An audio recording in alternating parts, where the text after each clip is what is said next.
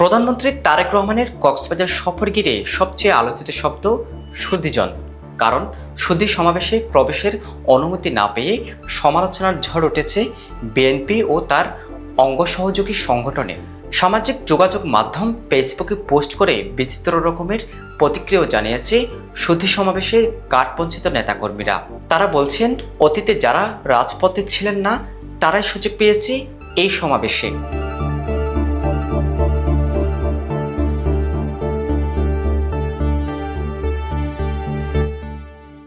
আবার সুধী সমাবেশে এমনও অনেকজনকে দেখা গেছে যাদের ঘিরে উঠছে নানান ধরনের প্রশ্ন।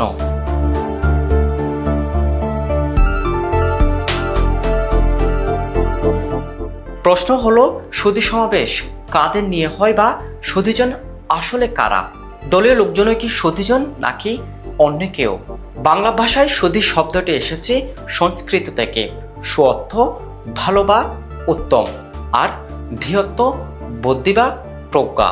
অর্থাৎ সুধী বলতে বোঝায় যাদের বিবেক, জ্ঞান, বুদ্ধি ও রুচি উন্নত, যারা কিনা চিন্তাশীল, ভদ্র এবং সচেতন। তাই সুধী কোনো পদবি নয়, কোনো পেশাও নয়। তাহলে কারা সুধীজন?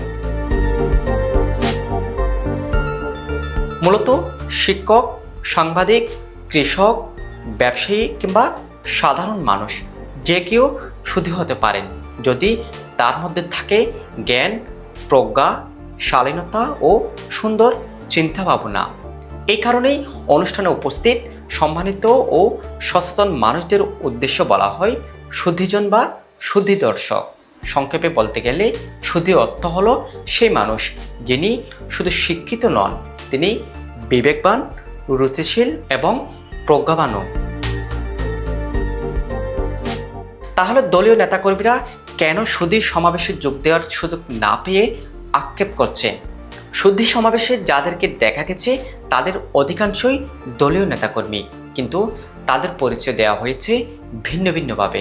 প্রশ্ন হলো, এতে করে কি সত্যিকারের সুধী সমাবেশ হয়?